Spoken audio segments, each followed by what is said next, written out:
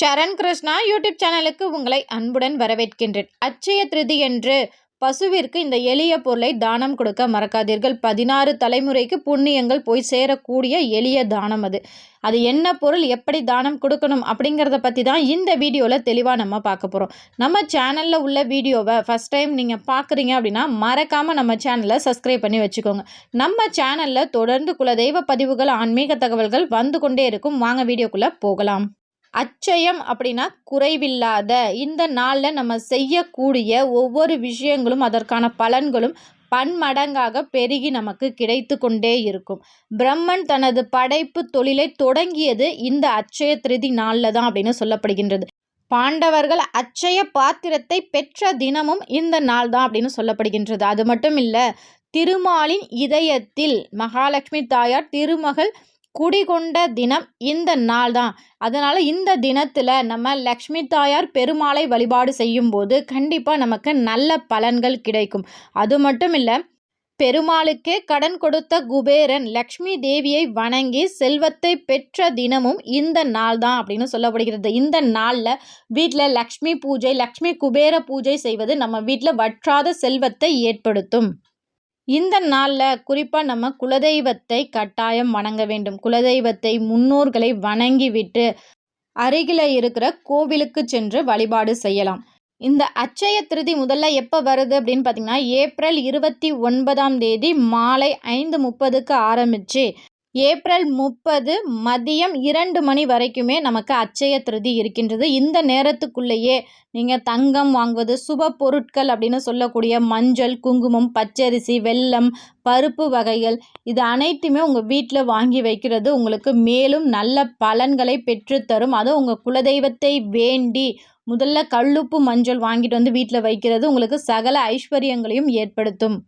இந்த நாளில் நம்ம செய்யக்கூடிய தானங்கள் பன்மடங்கு அதற்கான பலன்கள் பெருகி நமக்கு கிடைக்கும். அப்பேற்பட்ட ஒரு அற்புதமான நாளில் பொதுவாக நம்ம ஒரு உணவு தானம் செய்கிறோம் அப்படின்னா அது நம்ம அந்த கடவுளுக்கே அன்னமிட்ட பலனை பெற்றுத்தரும். அப்படிப்பட்ட நாளில் அனைத்து தெய்வங்களும் உள்ளடக்கிய ஒரு பசுவிற்கு இந்த ஒரு எளிய பொருளை நம்ம கொடுக்கறது, அதற்கான பலன் நம்ம மட்டும் இல்லை, நமக்கு அடுத்து வரும் 16 தலைமுறையினரையும் காத்து நிற்கும். நம்ம முன்னோர்கள் ஏதேனும் பாவங்கள் செஞ்சாலும் அந்த பாவத்தையும் போக்கக்கூடிய ஒரு அற்புதமான பலனை பெற்றுத்தரும்.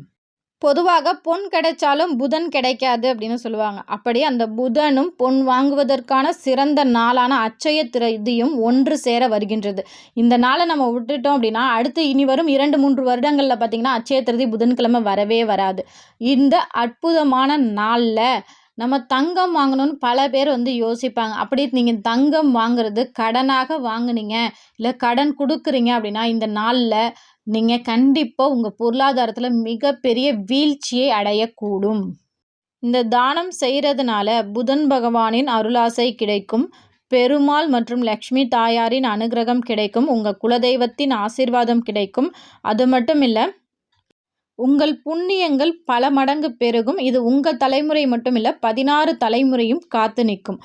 ஏப்ரல் மாதம் 29 செவ்வாய்க்கிழமை மாலை 5:30 மணிக்கெல்லாம் நமக்கு அட்சய திருதி தொடங்குறதுனால அந்த நேரத்தில் பசுவிற்கு தேவையான தீவனங்கள் வாங்கிட்டு வைக்கலாம். அது மட்டும் இல்லை, இந்த நாளில் பசுவிற்கு பச்சை வண்ண உணவுகள், புல்லாக இருக்கலாம், இல்லை பச்சை வாழைப்பழம், பச்சை நிற காய்கறிகள், பச்சை நிற கீரைகள், இது போன்ற உணவுகளை நீங்கள் கொடுக்கலாம். அது ஏன் குறிப்பாக பச்சை கலர் அப்படின்னு சொல்கிறோம்னா புதன் பகவானுக்கு உரிய நிறம் பச்சை நிறம்.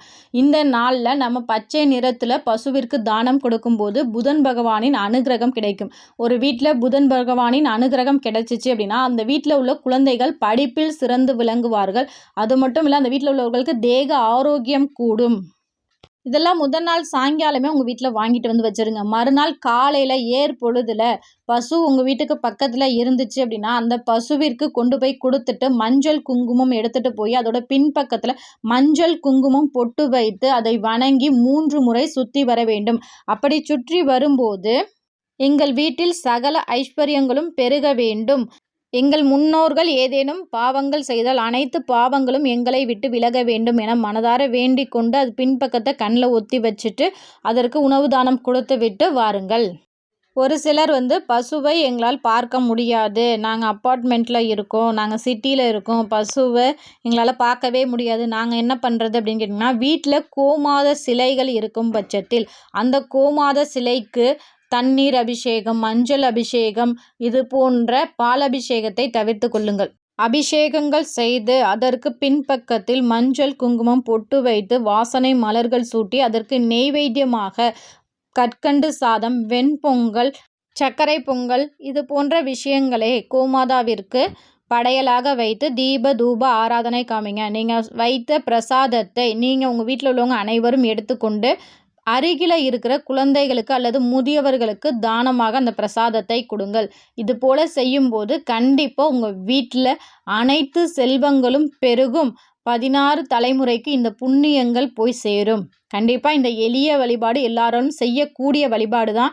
கண்டிப்பாக முழு நம்பிக்கையோடு செஞ்சீங்கன்னா நல்ல மாற்றத்தை கண்கூட பார்க்க முடியும். கண்டிப்பாக இந்த வீடியோ உங்களுக்கு பயனுள்ளதாக இருக்கும் என்ற நம்பிக்கையில் மற்றொரு வீடியோவில் சந்திக்கிறேன். இந்த வீடியோ உங்களுக்கு பிடிச்சிருந்தா லைக் பண்ணுங்கள், ஷேர் பண்ணுங்கள், மறக்காமல் சப்ஸ்கிரைப் பண்ணுங்கள். இது நம்ம சரண் கிருஷ்ணா யூடியூப் சேனல். நன்றி, வணக்கம்.